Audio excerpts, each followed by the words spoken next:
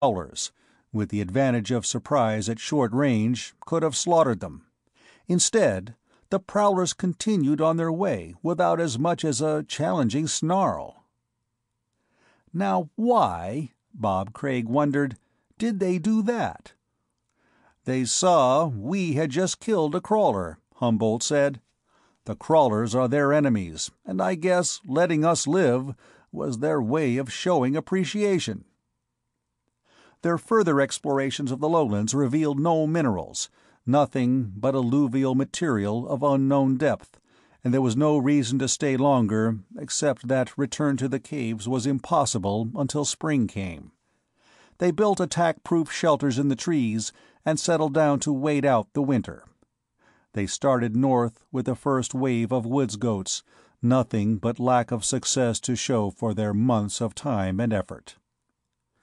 When they were almost to the caves, they came to the barren valley where the Gurns had herded the rejects out of the cruisers, and to the place where the stockade had been. It was a lonely place, the stockade walls fallen and scattered, and the graves of Humboldt's mother and all the others long since obliterated by the hooves of the Unicorn Legions. Bitter memories were reawakened, tinged by the years with nostalgia, and the stockade was far behind them before the dark mood left them. The orange corn was planted that spring, and the number of prospecting parties was doubled. The corn sprouted, grew feebly, and died before maturity. The prospecting parties returned one by one, each to report no success. He decided, that fall, that time was too precious to waste. They would have to use the alternate plan he had spoken of. He went to George Ord and asked him if it would be possible to build a hyperspace transmitter with the materials they had. "It's the one way we could have a chance to leave here without a ship of our own," he said. "By luring a Gurn cruiser here and then taking it away from them." George shook his head. "A hyperspace transmitter might be built, given enough years of time, but it would be useless without power. It would take a generator of such size that we'd have to melt down every gun, knife, axe, every piece of steel and iron we have, and then we'd be 500 pounds short. On top of that, we'd have to have at least 300 pounds more of copper for additional wire." "I didn't realize it would take such a large generator," he said after a silence. "I was sure we could have a transmitter." "Get me the metal, and we can," George said.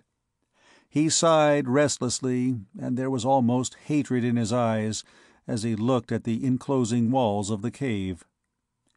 "You're not the only one who would like to leave our prison. Get me 800 pounds of copper and iron, and I'll make the transmitter, some way." 800 pounds of metal.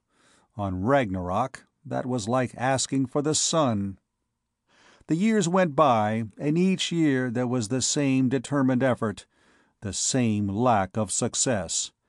And each year the suns were farther south, marking the coming of the end of any efforts other than the one to survive. In the year 30, when fall came earlier than ever before, he was forced to admit to himself the bleak and bitter fact. He and the others were not of the generation that would escape from Ragnarok.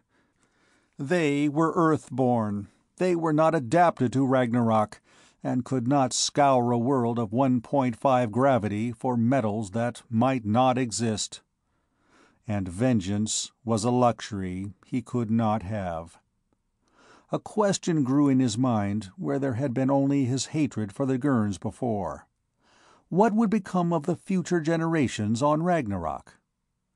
With the question, a scene from his childhood kept coming back to him. A late summer evening in the first year on Ragnarok, and Julia sitting beside him in the warm starlight.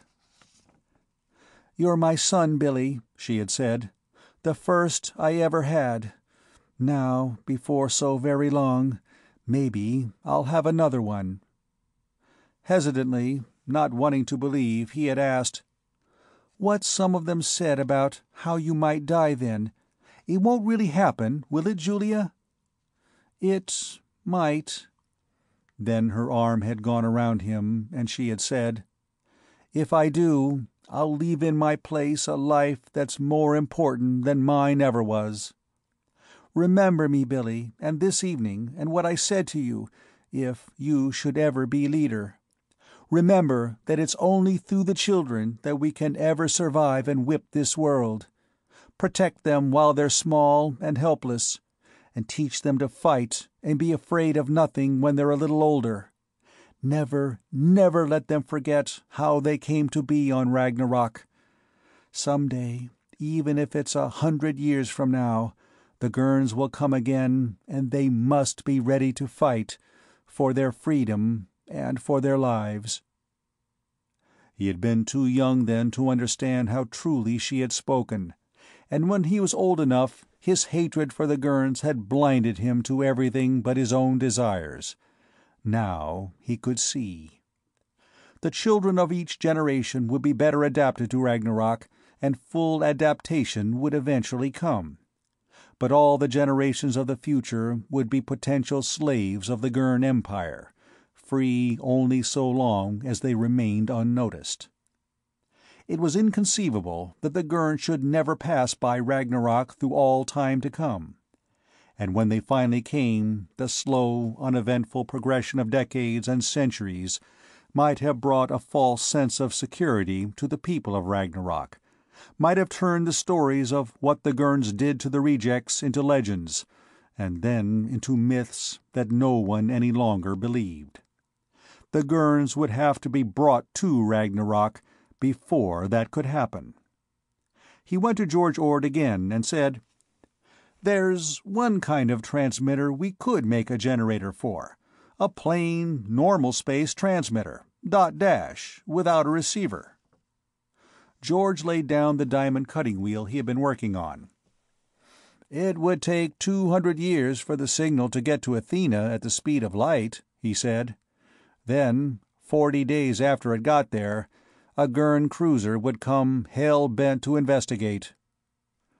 I want the ones of the future to know that the Gurns will be here no later than 200 years from now, and with always the chance that a Gurn cruiser in space might pick up the signal at any time before then."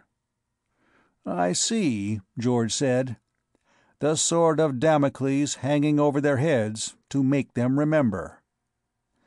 You know what would happen to them if they ever forgot. You're as old as I am. You know what the Gurns did to us." "I'm older than you are," George said. "I was 9 when the Gurns left us here. They kept my father and mother, and my sister was only 3. I tried to keep her warm by holding her, but the hell fever got her that first night. She was too young to understand why I couldn't help her more." Hatred burned in his eyes at the memory, like some fire that had been banked but had never died. "Yes, I remember the Gurns and what they did. I wouldn't want it to happen to others. The transmitter will be made so that it won't."